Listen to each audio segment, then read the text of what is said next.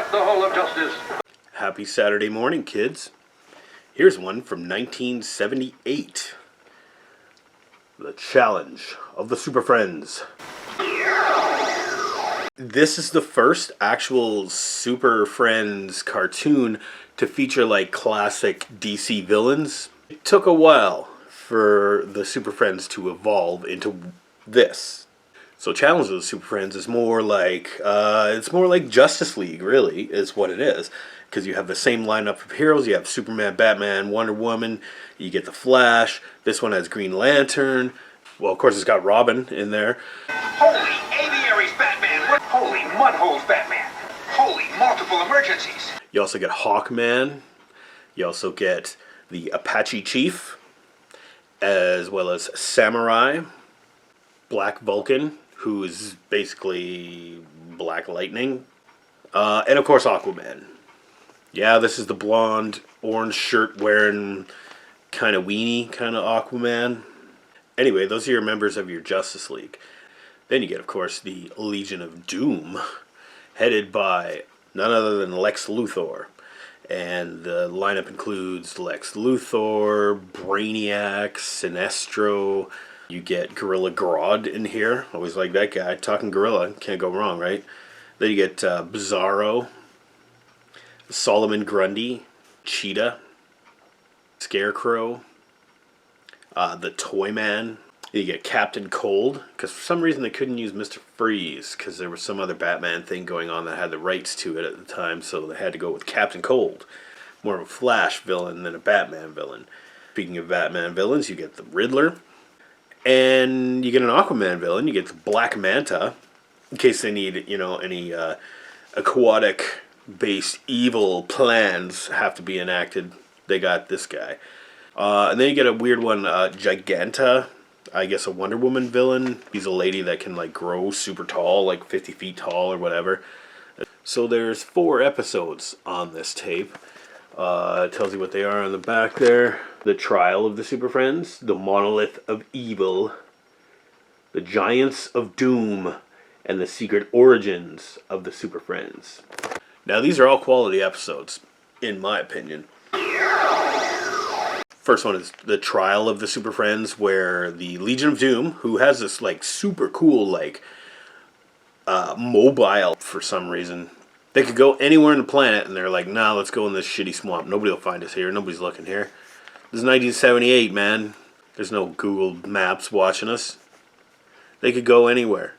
Anyway, in this episode, the Trial of the Super Friends, the Legion of Doom somehow, they take possession of some of the superheroes, like gadgets or weapons or associated power items. They make use of them themselves, and they put them on android versions of these Justice League members.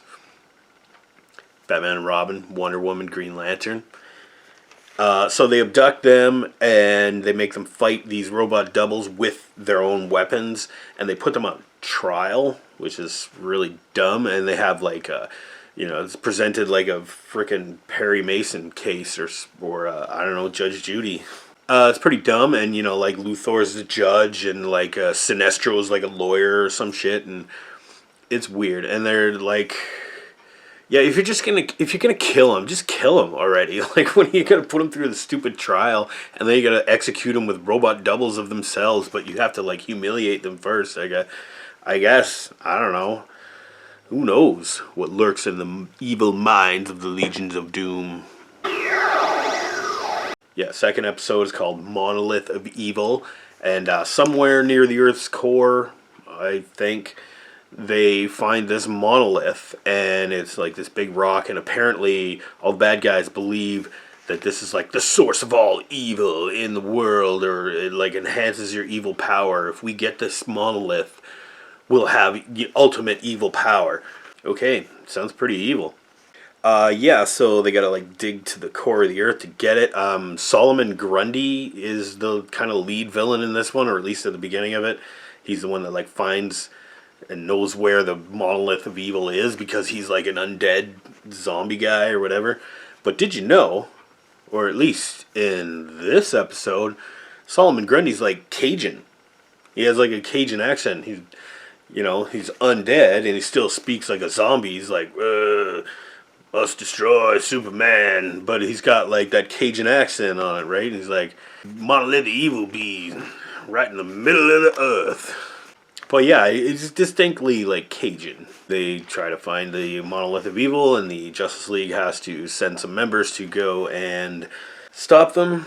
So crisis averted. Turns out it's not really evil. It's just power that somehow only the Justice League is able to fully harness and control and whatever. Yeah, it all seems pretty epic, but I mean, really, it's just like, let's tunnel to the core of the Earth, and it's like Justice League at the Earth's core. You remember that movie, right? At the Earth's core? I gotta find a VHS copy of that movie. Then you have another one, it's called The Giants of Doom. Basically, the bad guys make some kind of ray or whatever that makes everybody like giant size, like Godzilla size, or I don't know, like 100 feet tall or something like that, and they're walking around, and the scale is pretty inconsistent. This is a cartoon, right? Like, this is a Hanna-Barbera cartoon. Yeah, so then near the end, some of the heroes have to make themselves giant size to fight off the giant size villains, and it's like, yeah, I didn't see that coming at all. Still, it was kind of neat, and I really wish that since this is a Hanna-Barbera cartoon, it even shares some of the music and the backgrounds and things like that with the 1978 Godzilla cartoon. I always wish it would kind of cross over. You know, Godzilla fighting like giant Flash or whatever. Wouldn't that be awesome? Last one is called The Secret Origins of the Super Friends, which basically goes through Wonder Woman, Green Lantern, and Superman. It goes through their origins, like how they became the superheroes that they are, and it goes through their origins, like Diana on, I guess they call it Paradise Island here. They don't call it Themyscira, which I believe is the correct term for Wonder Woman's Paradise Island. Yeah, it goes through her origin. The cheetah goes back in time and fucks it up somehow. Then it goes to the Green Lantern origin, and Luthor goes back in time and fucks that up and gets the power ring. And then it's the Superman origin, where basically the villains go back in time and they just get in like a spaceship or whatever, and they just fire lasers at baby Superman's rocket as it's escaping Krypton.